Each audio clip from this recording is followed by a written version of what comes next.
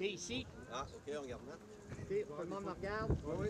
Pour la Fondation François Lamy et pour la Maison de nos Aïeux, qu'est-ce que ça représente, une nomination du genre? Bien, pour moi, d'abord, ce monsieur-là, il est de sainte famille, hein, OK? Puis, dans ma tête, il fait partie du patrimoine. Et nous autres, Fondation Lamy, on est là pour le patrimoine. Puis, le patrimoine, dans ma tête, c'est pas juste des bâtisses comme on a tendance à regarder des bâtisses ou des tableaux, ainsi de suite. Pour moi, dans ma tête, le patrimoine, ça comprend des personnes aussi. Et ce monsieur Gosselin-là fait partie du patrimoine. Il a été aux États-Unis, il a peut-être pas, il a été important ici au Québec aussi, avec les Patriotes, mais d'abord, il a commencé avec l'armée de George Washington. Et George Washington, ben, c'est pas n'importe qui, c'est le premier président américain. Donc, c'est un personnage important. Et pour la Fondation Lamy, c'est un événement extraordinaire, parce que pour célébrer ce monsieur-là, ben, c'est, dans ma tête à moi et dans la tête de plusieurs, c'est un événement extraordinaire. Un sentiment de fierté incroyable, autant pour les gens de Sainte-Famille, mais aussi pour toute l'île d'Orléans. Très fier, même la fierté dépasse un petit peu les limites, c'est quasiment de l'orgueil, comme ma mère disait. Mais non, c'est vrai, puis je suis convaincu, je suis très fier et je suis convaincu que tous les gens de l'île vont être très fiers quand ils apprennent ça, que le major Gosselin a servi George Washington et qui a été dans les Patriotes. Alors là, tout le monde font des sauts. Ah oui, c'est extraordinaire comme événement, là. Et bien sûr, ici, ce qui est intéressant avec le Parc des Ancêtres, à l'entrée, vous avez une plaque pour justement bien marquer le passage de M. Clément Gosselin ici à Sainte-Famille et bien sûr aux États-Unis. Donc, encore un élément de plus pour que les gens se rappellent cet événement. Ben oui, bien sûr, parce que les gens qui viennent visiter, puis tu sais, ils veulent la plaque Gosselin, bien là, des fois, ils posent des questions. Il y en a qui le savent, d'autres ne le savent pas. Mais quand ils sont au courant, c'est extraordinaire pour eux, là. C'est un bonhomme extraordinaire. On dirait que c'est plus important que Champlain qui a fondé la ville de Québec. Non, mais c'est un bonhomme extraordinaire, là. Il a travaillé. J'en viens pas, là, comment est-ce qu'il a pu être beaucoup de choses. Et pour la Fondation François Lamy, c'est une fierté extraordinaire, parce que, tu sais, qu'un monsieur comme lui, on l'a célébré ici à la Fondation Lamy, c'est pas mal, ça frise l'orgueil. Est-ce qu'il y a d'autres éléments dans le futur que vous souhaitez peut-être ajouter à ce qui a été fait avec la plaque? Est-ce qu'il y a des éléments que vous avez en tête, là, sans tout dévoiler bien sûr, mais est-ce qu'il y avait d'autres éléments qui se préparent pour rendre hommage encore à M. Gosselin? Avec la plaque comme telle, moi, dans ma tête, je ne crois pas, à moins qu'il y ait des choses peut-être qui se préparent, là. Peut-être M. Turcotte est peut-être plus au courant, mais pour moi, des événements qui se préparent pour M. Gosselin, me semble. J'en oublie peut-être, on remarquait bien, là, mais dans ma tête, je pense pas, là. Il y en a peut-être, mais je ne suis pas au courant. Et l'événement, bien sûr, peut-être juste rappeler, c'était vraiment quelque chose de couru. Hein? On était ici dans cette salle-là et c'était plein au bouchon, pour prendre l'expression. Oui, sûrement une fierté pour vous de voir ça. Vous parliez d'orgueil tantôt, mais on rajoute de la fierté. Oui, beaucoup d'orgueil, parce qu'il y avait au moins 65 à 70 personnes, parce que la salle ici était comble, et il y avait beaucoup de gens aussi de l'autre côté, dans le passage ou en haut d'escalier. Alors là, moi, dans ma tête, il devait y avoir 70-75 personnes. Donc, c'est un événement extraordinaire. Puis en plus, bien, le ministre était là avec la représentante de la députée. Alors, c'est un événement, pour moi, là, je le répète, c'est un événement extraordinaire. Bon, on va suivre la suite. Oui. Et encore, félicitations pour tout le travail que vous avez fait, entre autres ici avec la Maison de nos Aïeux. Un grand merci, Corrad. C'est un grand plaisir. Monsieur Pouliot, on est ici au Parc des Ancêtres à Sainte-Famille pour un sujet bien particulier que vous adorez depuis maintenant plusieurs années, pour M. Clément Gosselin. On a eu la semaine passée tout ce qui a touché la désignation comme personnage historique de M. Gosselin. Et vous êtes une personne qui a été vraiment importante dans tout ce dossier-là. Qu'est-ce qui vous a amené à travailler et à prendre le temps de bien connaître Clément Gosselin? Ce qui m'avait intéressé initialement, c'était comment un type de Sainte-Famille Île-d'Orléans ait pu œuvrer pour la Révolution américaine. Ça me posait une question. Et puis, à un moment donné, il y a eu une amitié, évidemment, entre la famille Pouliot et la famille des Gosselin, ici sur l'île d'Orléans. Et un aîné m'avait dit, mon ancêtre, il est pas mal mieux que tu penses. Et puis là, j'ai fait des recherches avec d'autres, et avec des gens de l'ordre de Lafayette, M. Charpentier, entre autres, et puis avec l'Association des familles Gosselin. Donc moi, j'ai joué le rôle de coordonnateur, si vous voulez, depuis novembre 2013, avec, je pense, un certain succès. Et les différents acteurs ont contribué, le côté historique avec M. Gaston Deschaines, l'historien, avec le spécialiste en histoire de l'Amérique du Nord, M. Jean-Claude Bélanger-Cyr, avec les familles Gosselin, évidemment, dont c'était un des ancêtres méritants. Ensuite, Lord Lafayette, qui travaille aux États-Unis et au Canada pour la Révolution américaine, parce que Lafayette a travaillé avec la Révolution américaine avec le général Washington. Et tous ces gens, avec la municipalité de Sainte-Famille, évidemment, qui a embarqué dans le jeu, et les gens se sont appuyés sur des documents officiels. Et là, tout a démarré en ayant un document officiel bien écrit, suivant les lois de la science historique. Bien, les gens du ministère de la Culture ont regardé ce document, l'ont comparé, ils l'ont évalué au mérite, puis ils ont dit, cet homme-là, effectivement, lui et son groupe, parce qu'ils étaient plusieurs centaines de combattants, puis il y avait plusieurs milliers de sympathisants aussi. Et au mérite, M. Lacombe, ministre de la Culture et des Communications du Québec, a dit oui, cet homme mérite d'être désigné. Il représente une partie de notre histoire peu connue, mais qui mérite d'être connue. C'est des gens qui voulaient, avant tout, et vous me posiez la question, M. Blondeau, pourquoi ça m'intéressait? Je me disais, qui a fait des pressions pour que le régime de représentation populaire change au Canada? Bien, Gosselin et son groupe, c'est un des pivots vers 1770, 1775, 1780. Ils ont mis de la pression, ils refusaient un gouvernement de nomination, un gouvernement sans aucune démocratie, et ils voulaient une meilleure représentation populaire. Puis ça, c'est bien, bien important. On dit défenseur de la liberté, oui, mais que les citoyens puissent s'exprimer, se regrouper, élire leurs représentants, ça valait la peine.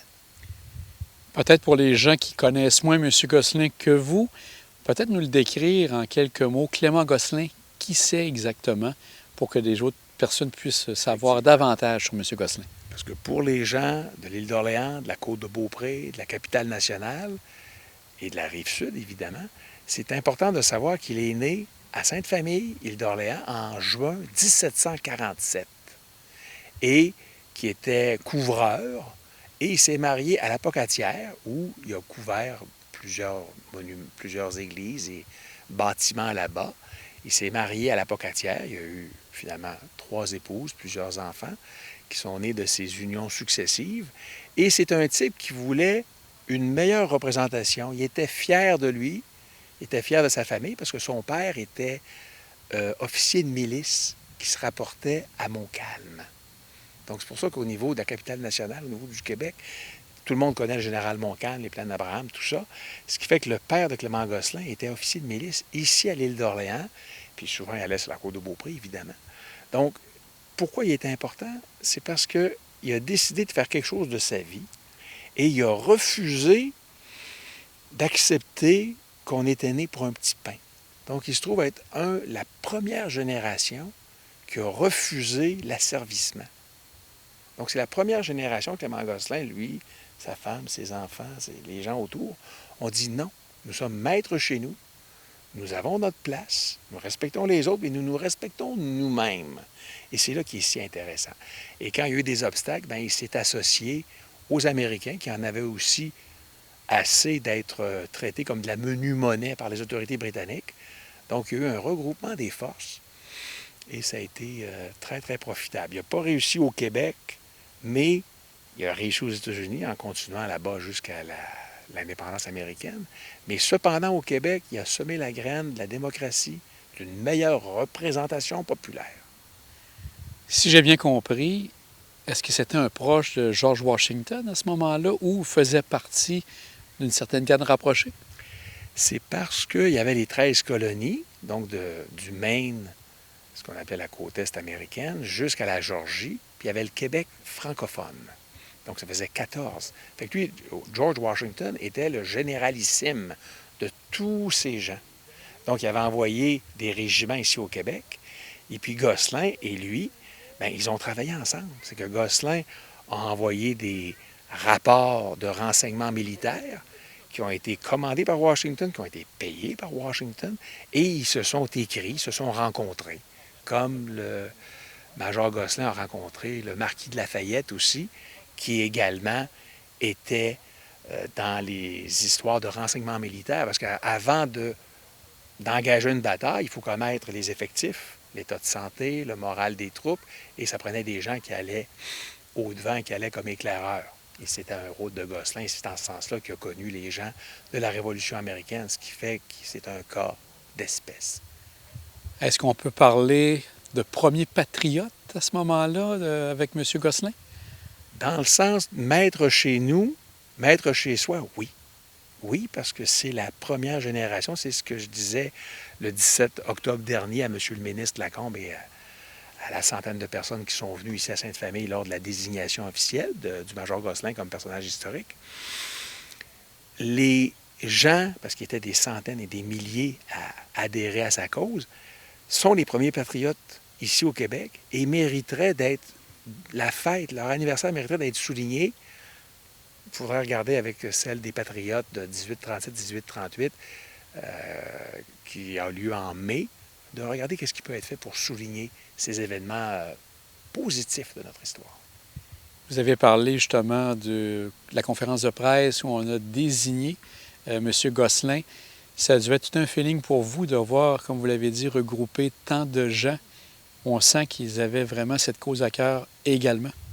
Bien, la plus grande joie que j'ai ressentie, c'est de réaliser que nous sommes des gens bien, des gens travailleurs, des gens qui connaissent leurs valeurs, mais en même temps qui la redécouvrent. Comme je disais au ministre, il y a eu jusqu'en 1775, les gens... Puis ensuite, il y a eu une période difficile pour les patriotes. Bon, les gens de 1775 ont été renvoyés aux États-Unis. 1837, 1837, 38, 39, ça n'a pas fonctionné nécessairement. Et il faut aller jusqu'en 1955, début de la Révolution tranquille, avec l'émeute à propos de Maurice Richard au Forum, pour que le Québec respire de plus en plus pleinement. Et c'est ce qui m'a fait plaisir. Donc, ça fait 70 ans à peu près, 1955-2025. Je pense que le Québec, il y a de très beaux jours qui l'attendent. Il reprend confiance en lui-même, il reprend confiance que des gens à l'époque avaient pleinement confiance dans le Québec. Et c'est un retour, c'est de nous ressourcer comme groupe, oui, la région de Québec, la capitale nationale, mais tout le Québec, que nous avons des gens de valeur et que nous avons une mission à accomplir ici en Amérique du Nord, et allons-y. Aussi au niveau des conférences qui ont eu lieu lors de la conférence de presse, c'était de voir qu'on a amené différents aspects de M. Gosselin. Autant vous avez parlé de la Société Lafayette, il y avait le ministre, etc. Donc, ça, je pense que ça a amené un élément d'une plus grande connaissance au niveau de l'histoire. Donc ça doit être... Est-ce que c'est vous qui avez eu à coordonner cette rencontre-là exactement ou vous avez fait partie de la mise en scène, on pourrait dire? Que le cabinet du ministre organisait la cérémonie. Moi, je leur avais, comme coordonnateur depuis toutes ces années, je leur avais suggéré des noms de gens qui pourraient parler avec valeur. Et ils en ont retenu, évidemment, M. le maire Jean-Pierre Turcotte était là, très important dans le processus, la députée, les gens de l'Association Québec-France, à laquelle j'appartiens. Oui, ces gens-là ont œuvré, ils ont rapporté, ils ont rappelé comment ils avaient travaillé, chacun de leur côté, mais chacun aussi en coordination à ce succès. Mais c'est ça, c'est d'apprendre, et c'est pas uniquement le passé. C'est aujourd'hui, c'est demain, c'est l'an prochain. Donc, c'est le Québec qui a été précurseur. Comme je l'avais dit le 17 octobre dernier, bien, les premiers aides, puis écoutez bien ça, vous allez être surpris peut-être, les gens qui nous écoutent plutôt, c'est que les premiers aides étrangers à la Révolution américaine, c'est Clément Gosselin et l'officier Liébert et l'officier Olivier de Saint-Jean-sur-Richelieu qui l'ont donné. C'est pas Lafayette. Les Québécois francophones ont été les premiers partisans de la Révolution américaine, des insurgés américains. Et ça, c'est une grande source de fierté. Je disais ça à M. le ministre, je disais ça au député Simard, à la députée Bourassa, puis au député Mathieu Rivet, que c'est quelque chose. Puis il disait, ah oui, regardez, lisez le livre de M. Deschaines, c'est étayé, preuve à l'appui. Donc c'est formidable, c'est une source de fierté que le Québec, qui aime beaucoup les États-Unis généralement, bien, que ce soit les Québécois francophones qui aient été les premiers à défendre des idéaux mis de l'avant par Washington, Jefferson, Franklin et les autres. Serge, c'est vraiment intéressant de vous écouter. Je pense que ce sera pas c'est la première fois, mais ce ne sera pas la dernière. On va suivre avec grande attention ce qui va se passer pour la suite. Parce que je sais qu'ici, à la Maison de nos aïeux, également, certaines idées sont encore en train de travailler, de ce que j'ai compris au niveau de Clément Gosselin. Un grand merci, puis je pense que ça nous a vraiment permis d'en savoir un peu plus sur lui. Bien, je vous remercie. Puis, en terminant, il y aura des activités. Il y a 2 conférences qui sont au programme en 2025 ici, à la Maison des Aïeux, à Sainte-Famille. Il y a également un colloque sur Clément Gosselin avec des historiens et il y a des projets avec la Bibliothèque et Archives nationales du Québec pour libérer les archives de cette période.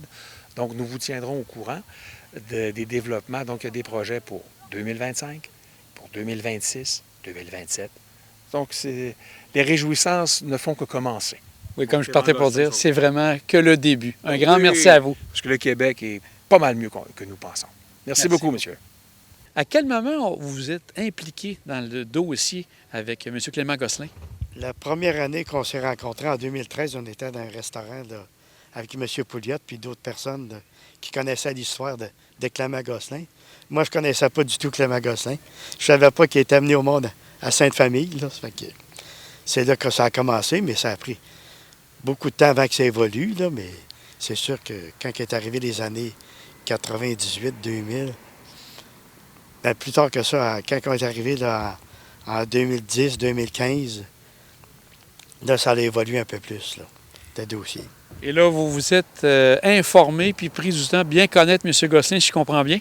Oui, c'est Jacques Gosselin de Sainte-Pétronille, qui fait partie de la famille Gosselin, un descendant des Gosselin, que lui, il a écrit un livre sur l'histoire de Clément Gosselin, avec l'histoire de la maison.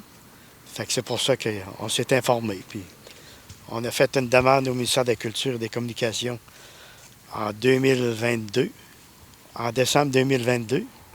On a été porté ça au ministère de la Culture avec M. Pouliot et M. Gosselin, puis d'autres personnes là, qui connaissaient vraiment l'histoire de Clément Gosselin. Et ça a quand même pris presque 2 ans avant d'avoir la nomination du personnage historique, M. Gosselin.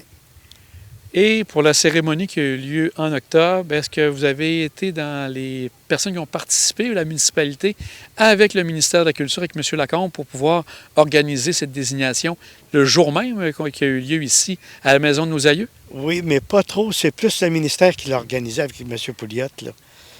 Parce que quand ils font un lancement de quelque chose, c'est les communications du ministère de la Culture qui s'occupent de lancer des invitations, puis préparer tout qui va parler, puis c'est tout le ministère qui organise ça habituellement.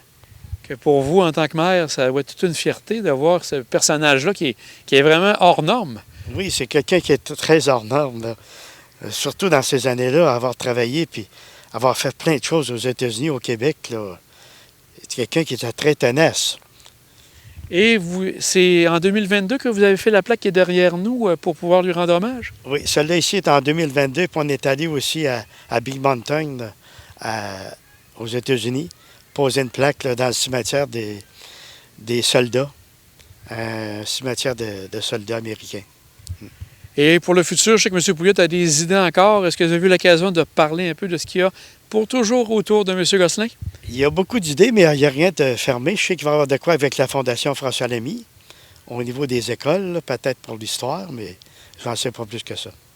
Donc, une belle fierté pour vous, comme vous dites, puis Oui. sûrement très fier, comme vous dites, de voir que c'était la patrie de M. Gosselin, la première patrie Sainte-Famille. Oui, c'est bien. Puis, remarquez bien, au niveau touristique, c'est très bon. Hein? Parce qu'il y a beaucoup d'Américains qui viennent ici à l'île. Là. Ça fait qu'ils viennent voir puis ils disent la pancarte. C'est bien. M. Turcotte, un grand merci, puis on va vous féliciter avec la municipalité parce que c'est vraiment quelque chose de très bien, comme vous dites, une belle retombée pour la municipalité. OK. Merci bien. Bonjour.